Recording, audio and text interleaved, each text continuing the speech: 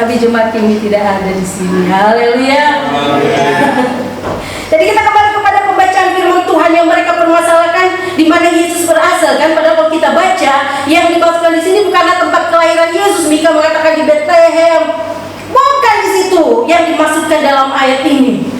Bukan tempat asal bagi Yesus lahir, tetapi Yesus lahir memang di Mika, di perjanjian lama, di Mika 5 ayat 1 banyak juga ayat sudah menubuatkan. Jadi masalah di konteks ini bukan tempatnya Yesus lahir di mana, tapi nanti kita lihat. Seperti Yesus bilang, yang mengutus aku. Asal dia dari mana? Itu mereka tidak pahami. Mereka tidak pahami itu. Jadi mereka memperdebatkan dari mana sang Mesias datang sebelum dia dinyatakan bagi Israel. Itu orang Farisi. Padahal sudah dinubuatkan. Itu lucunya, ironisnya seperti itu. Kalau saya kadang bilang, kita sudah banyak dengar firman Tuhan, tapi kita nggak ngerti, nggak lakukan, lalu bagaimana itu? Yesus mengatakan, Bapak Ibu perhatikan ya, untuk menjawab perdebatan ini kita baca Yohanes tadi. Ajaran Yesus di bait suci pada saat Yesus berkata bahwa orang banyak tidak tahu dari mana dia berasal. Tetapi di sini di ayat 28-29, waktu Yesus mengajar di bait Allah, ia bersuruh, memang aku kamu kenal dan kamu tahu dari mana asal aku. Namun aku datang bukan atas kehendakku sendiri, tetapi aku diutus oleh Dia yang benar yang tidak kamu kenal. Aku kenal Dia sebab aku datang dari Dia, dan Dialah yang mengutus aku. Nah, ketika Yesus mengatakan ini, siapa Dia, berasal dari mana? Dan Yesus mengatakan bahwa mereka tidak mengenal. Marahlah orang Farisi, orang Yahudi pada saat itu. Langsung mereka membuat satu respon yang kalau kita baca ayat terakhir, membunuh Yesus. Yesus mengatakan dalam pengajaran bahwa orang pada saat itu yang mendengar tidak mengenal Bapa di surga, karena Yesus berasal dari Bapa di surga. Dikatakan siapapun yang tidak mengenal Bapa di surga tidak mungkin bisa mengenal Yesus Kristus. Amin. Amin. Yohanes pasal 14 ayat 6. Tetapi siapa yang datang kepada Kristus, dia akan mengenal Bapa di surga. Karena kita tahu Yesus adalah pribadi Allah itu sendiri kan.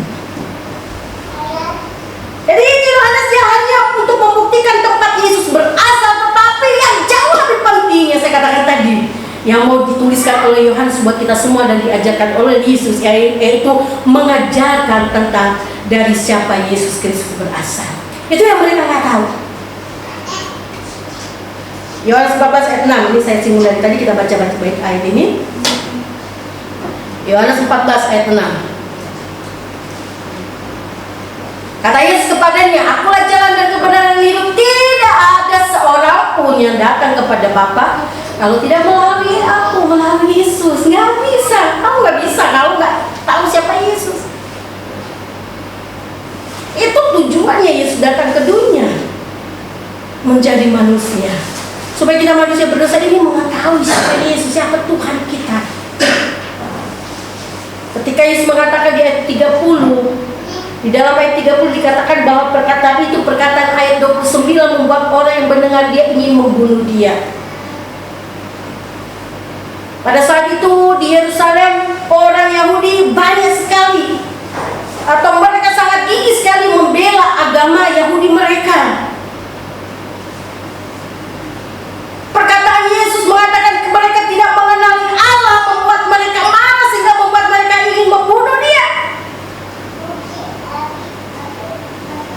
Jadi kita percaya 28-29 Yesus menyatakan diri sebagai utus Allah dan mengatakan bahwa orang yang tidak mengenal Allah. Orang Yahudi ini sangat berani loh menantang Yesus. Kalau saya baca-baca, karena itu tadi kekerasan hati mereka, merasa mereka pintar. Jangan-jangan kita merasa pintar, keras hati sehingga yang benar kita tolak. Apa yang kita khotbahkan, pendeta khotbah sini, nanti ujung-ujung kesini singgung ini, hati-hati. Amin. Apalagi yang sudah pintar khotbah homiletika, nanti juga yang kedua ini ayat ini. Dengarkan apa yang Tuhan sampaikan ketika hamba Tuhan berdiri di sini. Karena segala sesuatu baru, hikmat yang Tuhan berikan berbeda-beda. Siapapun yang Tuhan percayakan di tempat ini. Saya katakan tadi tradisi Yahudi yang tadi, mereka sangat membela agama Yahudi mereka, sehingga siapapun yang berani mengatakan kalimat tadi mereka tidak mengenal Allah harus mati. Itu mereka, karena mereka hanya mengenal seperti itu. Jadi mereka membela Tuhan menurut pemahaman mereka. Ini orang Yahudi hanya membela menurut pemahaman mereka. Mari Bapak Ibu kita lihat bersama-sama dalam pembacaan ini sebenarnya apa yang menjadi renungan buat kita. Tetapi ketika mereka berencana untuk menangkap membunuh Yesus di ayat 31 Bapak Ibu di sana, karena dikatakan belum waktunya. Ada orang-orang di tengah-tengah orang yang membenci dia, tapi ada banyak orang yang masih mengikut Tuhan dan percaya. Mereka mengingat bagaimana Yesus memberi makan 5.000 orang, itu membuat mereka percaya, sehingga membuat mereka untuk menghalangi orang-orang Yahudi, para orang Farisi pada saat itu untuk menangkap Yesus. Jadi belum waktunya. Saya percaya juga kalau memang waktunya Tuhan, waktu yang indah. Amin. Kalau belum waktunya belum tiba, makanya sudah saatnya belum tiba. Walaupun orang-orang benci sudah menangkap dia, yang belum waktunya belum. Amin. Percaya tidak Bapak Ibu? Hidup kita ada di tangan Tuhan, ada waktunya Tuhan yang indah buat kita. Jangan paksakan waktu kita biar Tuhan berbicara, beracara di dalam hidup kita. Ada lagu yang saya suka sekali menyanyikan, bila kau yang mengangkat aku, tak ada satupun dapat merendahkannya. Nah itu firman Tuhan. Jadi jangan takut kalau kita sungguh-sungguh berjalan benar. Kalau Tuhan mau angkat, jangan takut. Kalau Tuhan mau berkati, kalau belum waktunya jangan dipaksa. Ini juga yang harus kita renungkan masing-masing dalam hidup kita. Jadi waktu yang Yesus katakan di ayat 33, Yesus mengatakan waktunya sudah sangat singkat. Dia datang dari Allah dan dia akan segera kembali kepada Allah. Pemahaman ini pun mereka tidak mengerti. Lah, dia mau kemana? Mau pergi ke orang Yunani mengajar? Padahal enggak. Maksudnya Yesus datang di sini, waktu terus berjalan. Nah, Yesus mau supaya mereka kenal siapa dia. Pertanyaannya, mengapa orang Israel tidak mengenal Allah bahwa Yesus diutus oleh Bapa? Karena mereka merasa diri mereka mengenal Allah menurut pemahaman mereka kan. Sebatas itu saja. Tapi mereka benar-benar tidak memahami apa yang Allah kerjakan. Segera Yesus akan kembali kepada Bapa di surga, dan setiap orang yang menolak dia akan selamanya dijauhkan dari Bapa di surga. Ya Bapak Ibu, hanya orang-orang yang menerima dia. Yohanes 16, ketika kita percaya, kita semua diselamatkan di dalam Yesus Kristus. Amin. Yohanes 3 juga, ketika Nikodemus dia memahami apa itu lahir baru, menerima secara pribadi itu penting. Roma 10 ayat 9 dan 10, jangan sampai di sini. Apalagi mahasiswa atau siswa SMTK tidak tahu siapa Yesus dalam hidupmu. Baca Roma 10 ayat 9 dan 10 di sana. Harus percaya, mengaku dengan mulutmu, terima dia secara pribadi. Saya bicarakan ini karena saya sempat dengar ada yang belum percaya Yesus. Sudah siswa SMTK, sudah mau lulus. Jangan sampai yang mahasiswa teologi ya. Memang juga pernah saya mendengar satu kesaksian satu hamba Tuhan ya, yang kita kenal ya, saya nggak singgung. Dia sudah sekolah tinggi teologi sampai dia pergi doa di bukit doa 40 hari. Di situ baru dia tahu siapa Yesus, dia terima Yesus. Dia ikuti hanya karena mau bapaknya yang suruh dia sekolah teologi. Tapi mengenali secara pribadi nggak tahu. Jangan sampai kita seperti itu. Hanya KTP doang, sedang pertobatan, hanya tahu karena dari Kristen, dari kecil sudah Kristen. Jadi mengapa orang Israel tidak mengenal bahwa Yesus diutus oleh Bapa? Karena mereka merasa diri mereka mengenal Allah. Pemahaman mereka yang salah yang membuat mereka tidak menolak Yesus. Makanya di Yohanes 1 ayat 11 dikatakan di sana jelas, dia datang kepada milik kepunyaannya, tapi milik kepunyaan yang menolak dia. Harusnya orang Israel, tapi karena mereka hanya memahami secara lahir siapa Yesus, nah itu membuat mata rohani mereka tertutup. Sekali lagi jangan sampai kita, yang perlu kita renungkan pada hari ini, sejauh mana kita mengenal Allah. Itu yang pertama. 3 hal yang harus kita renungkan bahwa Yesus adalah utusan Bapa. Mari kita tanyakan dalam diri kita masing-masing, sejauh mana kita mengenal dia sebagai Tuhan dan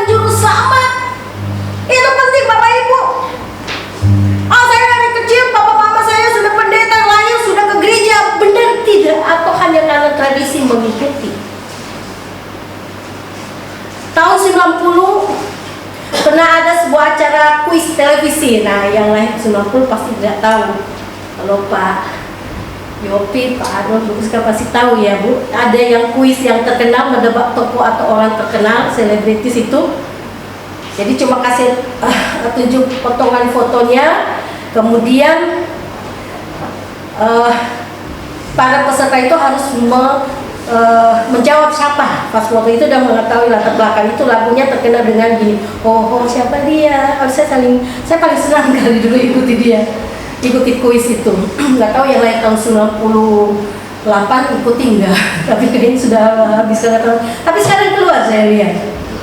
Jadi mereka harus menebak dengan melihat wajah. Kemudian kunci untuk mereka memenangkan kuis itu, mereka harus kenal sejauh mana tokoh tersebut dan latar belakang dari tokoh tersebut. Jadi kalau kita melihat ini, ketika Yesus tampil di hadapan orang Yahudi, banyak dari antara mereka yang mengenal dia sebagai seorang anak tukang kayu saja. Nah itu, yang sampai kita hanya seperti itu. Makanya daripada itu Bapak Ibu yang kasih dalam Tuhan, Yesus ketika mengajarkan pengajaran pada saat itu, dia terus gigih mengajarkan. Karena maksudnya supaya orang-orang Israel ini terbuka otak mereka. Kalau kita baca di ayat ini, kata mengetahui di situ hanya ditulis dengan eido. Eido itu menunjuk kepada hanya mengenal secara sepihak saja. Kalau Pak Presiden Jokowi, kita kenal Pak Presiden, tapi belum tentu Pak Presiden kenal kita kan. Itu kata eido. Jangan kita hanya mengenal Yesus eido saja, bukan edo. Hanya mengenal sepihak. Tapi harus ginosko, itu penting. Mengetahui, mengenal, memahami siapa dia. Itu kata ginosko. Kalau orang Yahudi hanya menggunakan kata eido. Tapi kita yang hidup di dalam Tuhan harus ginosko siapa Tuhan kita, siapa Yesus dalam hidup kita. Amin Bapak Ibu. Jadi eido dengan ginosko sangat beda. Jauhnya, perbedaannya jauh. Kalau ginosko, kalau kita mengenal Yesus, Yesus masih kenal kita. Amin.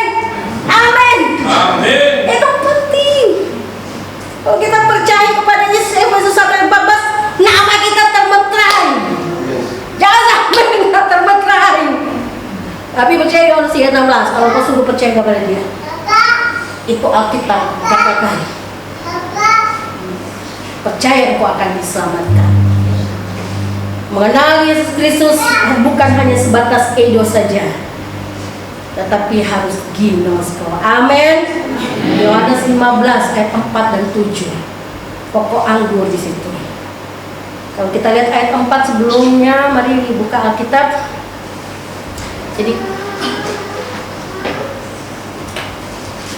tinggallah di dalam aku dan aku di dalam kamu. Harus seperti itu. Orang yang ginosko, dia tinggal dalam Tuhan dan Tuhan tinggal dalam hidupnya. Jangan aku yang hidup dalam hidupnya. Itu Yesus di luar hidupnya. Dikatakan sama seperti ranting tidak dapat berbuah dari dirinya sendiri kalau ia tidak tinggal pada pokok anggur. Jangan sampai kita lepas pada Yesus. Amin. Demikian juga kamu tidak berbuah jika kamu tidak tinggal di dalam aku. Ayat yang ke-7. Nah ayat 7, maka berlakulah jika kita di ayat 4, jikalau kamu tinggal di dalam aku dan firmanku tinggal di dalam kamu, minta apa saja yang kamu kehendaki dan kamu akan menerima. Sejauh mana kita jadi orang Kristen, saya berdoa kok gak dikasih Tuhan. Benar gak di ayat 4 tadi? Amin. Bapak Ibu jemaat diberkati oleh Tuhan. Ada yang bertanya, saya sudah berdoa dengan doa, ada 3 jawaban.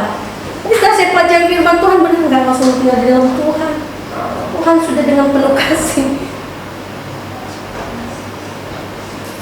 Dengan demikian, ketika kita mengaku mengenal Yesus Kristus, Tuhan adalah orang yang hidup di dalam Tuhan dan dihidupi oleh pengenalannya kepada Tuhan. Itu intinya. Orang yang hidup dan dihidupi oleh pengenalan itu. Kalau kita kenal Yesus hidup, firman yang hidup itulah yang menghidupkan kita selama kita ada di dunia ini, membuat kita semangat selalu. Karena kita tahu waktu Tuhan indah dan rencana Tuhan indah. Bapak Ibu Saudara yang kasih dalam Tuhan, bagi mereka yang tidak hidup dan dihidupi oleh pengenalan yang sungguh kepadanya, ayat 34-36 Yohanes 7 itu jelas sekali. Itulah maksud perkataan Tuhan. Kalau orang tidak mengenal menerima Yesus, tidak hidup di dalam Tuhan. Ayat 34 kita baca, kamu akan mencari aku, tetapi tidak akan bertemu dengan aku, sebab kamu tidak dapat datang ke tempat di mana aku berada. Ayat 36, apakah maksud perkataan ucapan ini? Kamu akan mencari aku, tapi kamu tidak akan bertemu dengan aku, dan kamu tidak dapat datang ke tempat di mana aku berada. Ya iya, kalau kamu percaya Yesus tidak pergi bosku. Jangan harap Yohanes 14 ayat 6. Hanya orang yang mengenal Yesus Kristus sebagai Tuhan dan Selamat, mereka yang mendapat hidup dan pergi ke tempat Yohanes 14, tempat di mana disiapkan di surga. Itu kita. Jadi harus mengerti, harus ginosko supaya hidup kita dihidupi oleh firman yang hidup dalam hidup kita. Jadi 3 hal. Yang pertama tadi, ketika kita sebagai orang percaya memahami dan mengerti bahwa Yesus adalah diutus oleh Bapa di surga, tanyakan kembali sejauh mana engkau mengenal Dia dalam hidupmu. Benarkah ginosko atau ego? Yang kedua, Bapak Ibu Saudara yang kasih dalam Tuhan, jangan keraskan hati orang Farisi pada saat itu. Hati mereka sungguh sangat keras menolak Yesus karena hanya melihat secara lahiriah, menyebabkan mereka semakin merasa sombong. Sehingga karena keras hati sombong, mereka melawan Tuhan. Kadang-kadang mungkin, puji Tuhan, cuma di sini tidak ada orang-orang pengkritik Kristen di sana, saking kerasnya hanya mereka melawan Tuhan. Iya kan? Saking kerasnya hati mereka, mengkritik, bikin opini, bikin penemuan, buat apa aja di dalam kita. Saya setuju dengan Pak Dr. Janus, pendeta Jonas kemarin. Kenapa diperdebatkan? Kenapa perlu diperdebatkan? Kita harus memberitahukan yang benar, tidak perlu diperdebatkan. Jangan seperti orang Farisi, perdebatkan, pertahankan, kami kenal Allah. Kalau yang bilang kami tidak kenal, kami bunuh kawan. Yang tidak mengerti, kalian sesat. Wah, bahaya kan? Itu kan sekarang yang lagi viral di luar sana. Apalagi sudah mau STH, wah saya tahu tentang ini. Ayo berdebat. Jangan berdebat. Saya nggak setuju berdebat. Tapi tugas kita memberitahukan yang benar sehingga mereka ginos. Amin. Itu penting. Jadi yang kedua, jangan sampai kita keras hati. Seperti keras hati di sini bukan berarti seperti batu. Nah, kalau firman Tuhan sudah dikasih tahu begini, kita keras hati kan untuk pendeta, bukan untuk jemaat. Itu kan untuk para mahasiswa di asrama, kami enggak, semua sama. Amin. Berlaku baik saya sebagai pembicara maupun Bapak Ibu sebagai jemaat Tuhan. Malah kita yang ngomong di sini banyak yang kesini. Ini nggak mudah Bapak Ibu jadi pengkhotbah. Tapi bersyukur Tuhan luar biasa, sehingga kita yang tidak layak dilayakkan oleh Tuhan. Jadi Bapak Ibu dalam kasih dalam Tuhan, kita perlu Tuhan di dalam hidup kita.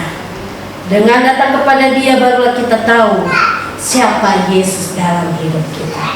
Jangan keraskan hatimu ketika ditegur, tidak mau datang lagi kepada Tuhan. Jangan keraskan hatimu ketika diingatkan yang benar. Kau merasa kau lebih benar yang lain sehingga kau keras hati dan tidak bisa mengampuni orang lain. Tetapi orang yang tahu siapa Yesus dalam hidupnya, dia perlu Tuhan. Kita perlu juga orang di sekeliling kita. Amin. Kita perlu. Jadi marilah Bapak Ibu sudah kasih dari Tuhan. Ketika kita tahu siapa Yesus dalam hidup kita, kita akan mendapat pengharapan di dalam Dia. Pengharapan yang pasti, pengharapan yang tidak sia-sia. Itu penting sekali. Terus menjelaskan siapa Dia. Coba kita lihat ya. Maka kata Yesaya 33 ayat 32 dulu Bapak. Orang-orang Farisi mendengar orang banyak membisikkan hal itu mengenai Dia dan Karena itu imam kepala dan orang-orang Farisi menyuruh penjaga bait Allah untuk menangkapnya. Maka kata Yesus, tinggal sedikit waktu saja, aku ada bersama kamu, dan sesudah itu aku akan pergi kepada yang mengutus aku. Jadi dia terus kasih pelajaran di sini. Kalau saya baca tafsiran ini, Yesus terus kasih tahu, saya ini Tuhan. Harus tahu, bukan karena asal saya, bukan karena tempat saya lain, tapi asal saya diutus Tuhan. Yang Tuhan yang kalian kenal itu. Jadi dia terus kasih pengajaran pada saat itu. Jadi Bapak Ibu sudah kasih dalam Tuhan, dari topik yang kita baca pada pagi siang hari ini, ingat kasih Tuhan sungguh besar. Kita manusia yang berdosa, tetapi Dia terus memberikan kesempatan kepada kita. Luar biasa Bapak Ibu. Kalau manusia 1, 2, 3 kali salah sudah gak mau ngomong, tapi Tuhan selalu kasih kesempatan. Itu Tuhan kita. Dan Dia mau juga orang yang pada saat itu mengerti, sehingga Dia tetap kekal untuk mengajar pada saat itu, terus memberitahukan. Makanya Yesus adalah guru agung yang luar biasa. Kita harus banyak sekali belajar kepada pribadi Yesus yang diutus Bapa di surga. Mari Bapak Ibu jemaat yang dikasih oleh Tuhan, pada pagi siang hari ini, 3 hal yang saya percaya sebagai jemaat kini. Sudah banyak belajar firman Tuhan, kita tahu siapa yang kita percaya, siapa Yesus dalam hidup kita. Amin. Harus tahu.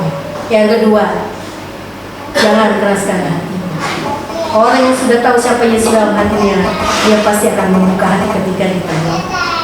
Yang ketiga, ingat selalu kasih-Nya yang luar biasa. Kasih Tuhan, Dia tidak pernah untuk menutupi mata untuk kita. Dia tidak pernah membiarkan kita sampai terjatuh tergeletak, tapi Dia selalu memberikan kesempatan bagi kita. Jangan sampai kesempatan waktu yang Tuhan berikan kita sia-siakan.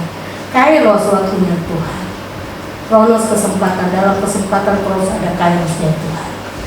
Kesempatan selama kita di dunia, lakukan yang baik, karena suatu saat kairosnya Tuhan akan datang. Amin. Kalau waktunya Tuhan tidak bisa kita tunda. Kalau Yesus bilang udah balik, keburu balik kamu, udah cukup di dunia. Tapi kita sini umur panjang semuanya. Saya percaya sampai kakek nenek, sampai Titus nikah kita masih ada. Haleluya. Itu iman. Sudah rambut putih opa oma, sudah lihat cucunya. Cucu ya. Jadi harus semangat selalu. Tapi selalu ingat kasih Tuhan dalam hidup. Kasih-Nya tidak pernah berlalu. Kalau belajar tentang kasih agape sangat luar biasa. Dia terima kita apa adanya. Apa adanya engkau, Dia terima. Untuk itu Efesus 2:8-9, kasih kami yang Tuhan berikan, kita hargai itu. Amin.